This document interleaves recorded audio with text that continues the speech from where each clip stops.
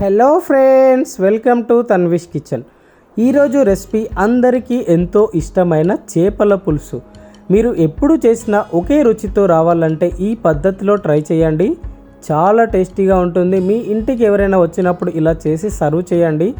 ఏ పద్ధతిలో చేశారు అని అడగడం మాత్రం పక్క, అంత బాగుంటుంది. మరి తప్పకుండా మీరు కూడా ట్రై చేయండి. దీనికోసం 4-5 మీడియం సైజ్ ఆనియన్ తీసుకొని ఇలా మంట పైన కాల్చుకోవాలి పొట్టుతోని.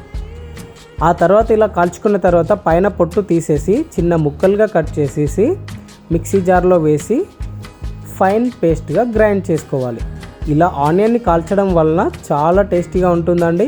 ఇంకా కట్టెల పైన కాల్స్తే మాత్రం ఆ రుచి నేను మాటల్లో చెప్పలేనబ్బా.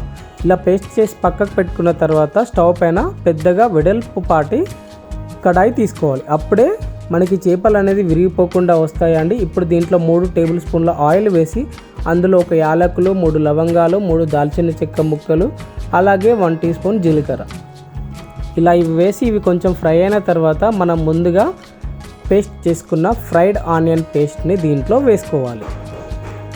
ఈ ఆయిల్లో వేసి మొత్తం ఒకసారి కలుపుకోవాలి.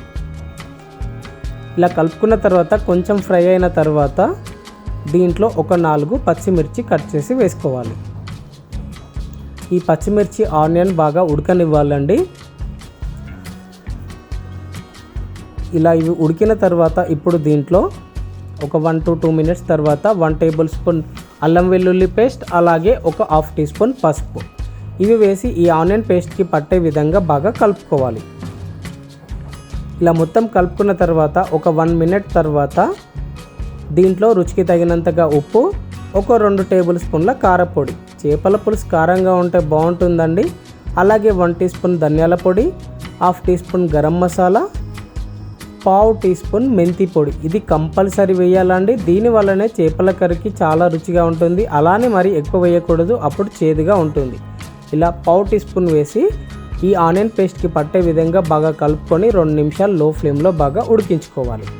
2 నిమిషాల తర్వాత ఇక్కడ నేను చిక్కగా ఉండే చింతపండు రసం తీసుకుంటున్నానండి. మీ అడ్జస్ట్ని బట్టి మీరు పల్చగా చేసుకోవచ్చు, అలాగే చిక్కగా చేసుకోవచ్చు. చింతపులుసు చిక్కగా ఉంటే టేస్ట్ బాగుంటుందండి. బట్ ఇక్కడ నేను పాత చింతపండు తీసుకున్నాను. పాత చింతపండుతో చేస్తే చేపల కర్రీ చాలా బాగుంటుంది. ఇలా వేసి ఒకసారి బాగా కలుపుకున్న తర్వాత ఇప్పుడు దీంట్లో నేను ఒక 700 గ్రామ్ ఫ్రెష్గా ఉన్న చేపలు తీసుకున్నాను. ఇలా బాగా 2-3 టైమ్స్ వాష్ చేసుకొని ఈ చేపలను ఇందులో వేసుకోవాలి. చేపలు వేసిన తర్వాత అస్సలు కదపకూడదండి. అలానే ఉంచి ఒక 5 to 8 మినిట్స్ ఇలా బాగా ఉడికించుకొని ముక్క ఉడికిందో లేదా ఇలా స్పూన్తో కానీ చాక్తో కానీ టెస్ట్ చేసుకోవాలి. ఇలా టెస్ట్ చేసుకున్న తర్వాత ముక్క ఉడికిపోయిన తర్వాత 1 టీ స్పూన్ ధనియా పొడితో ఇలా బాగా స్ప్రింకిల్ చేసుకోవాలి. ఆ తర్వాత సన్నగా తరిగి పెట్టుకున్న కొత్తిమీరతో ఇలా గార్నిష్ చేసేసి ఒక 2 మినిట్స్ అలా ఉంచేసి స్టవ్ ఆఫ్ చేయడమే. అంతే అండి, ఎంతో సింపుల్గా ఉండే ఫిష్ కర్రీ రెడీ అయిపోయింది. బట్ ఇది వేడివేడిగా అస్సలు తినకూడదండి. నెక్స్ట్ డే తింటే మాత్రం ఆ రుచి నేను మాటల్లో చెప్పలేనబ్బా. కావాలంటే మీరు మొత్తం చల్లగా అయ్యేంత వరకు ఉంచి తినండి. ఇంకెందుకు ఆలస్యం, మీరు కూడా ట్రై చేసి మీకు ఎలా వచ్చిందో మీ కామెంట్స్ నాతో పాటు షేర్ చేసుకోండి. అలాగే నా ఛానల్ని సబ్స్క్రైబ్ చేసి మీ ఫ్రెండ్స్, ఫ్యామిలీస్ అందరికీ షేర్ చేయండి. Thank you for watching. Please subscribe.